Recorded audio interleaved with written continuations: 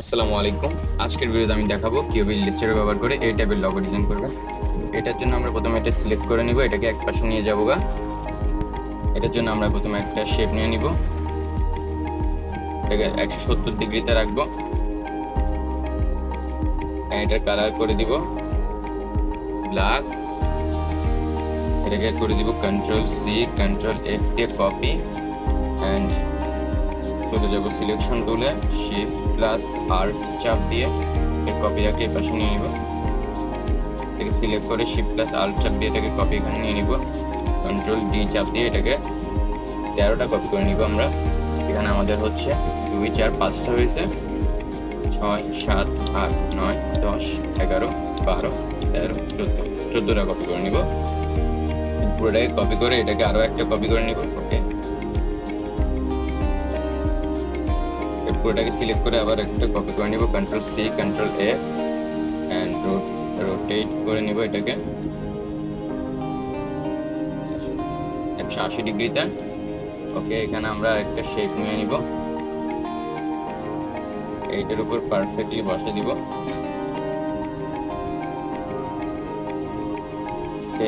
Zoom টুল থেকে এটাকে zoom করে নিব।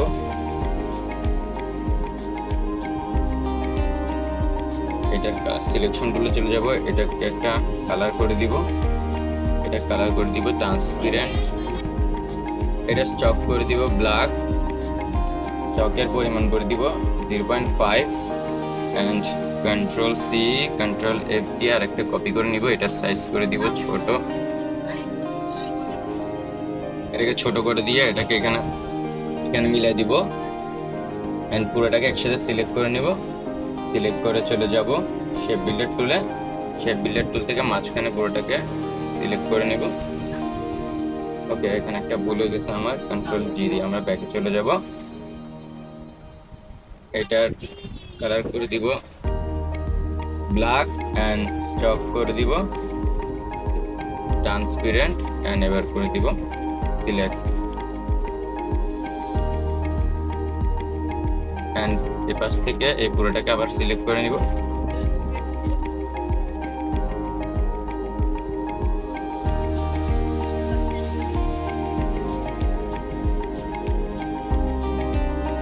এখান থেকে পুরোটাকে মিক্স করে দিব, অলমোস্ট ডান।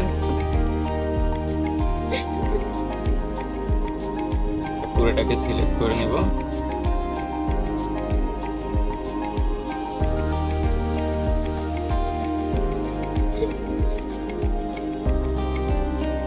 এর মাঝখানে আরেকটা সিলেক্ট করে দিব।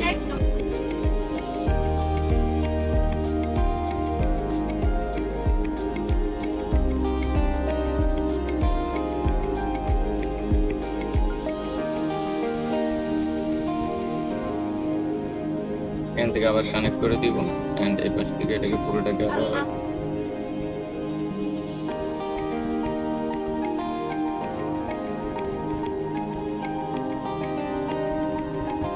নেগেটিভ প্লাকে অ্যাড করে দিব।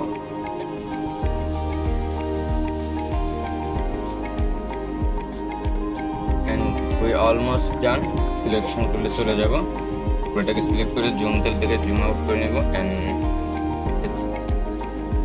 Almost done. এটাকে এবার আমরা একটু সাইডগুলো কেটে নিব। সিলেকশন টুলে চলে যাব, এটাকে সাইডগুলোকে কাটার জন্য আমরা আবার চলে যাব শেপ বিল্ডার টুলে। শেপ বিল্ডার জন্য এখান থেকে সিলেক্ট করে ডিলিট করে দিব।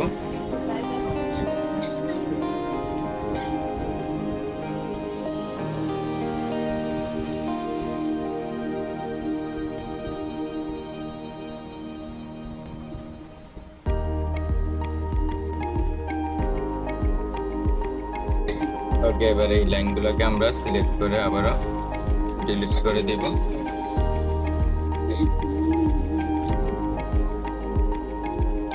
এন্ড সিলেকশন টুলে চলে যাবো and we are almost done. This is the video. সবাইকে দেখার জন্য ধন্যবাদ। আজকের ভিডিওটা এখানেই শেষ করছি।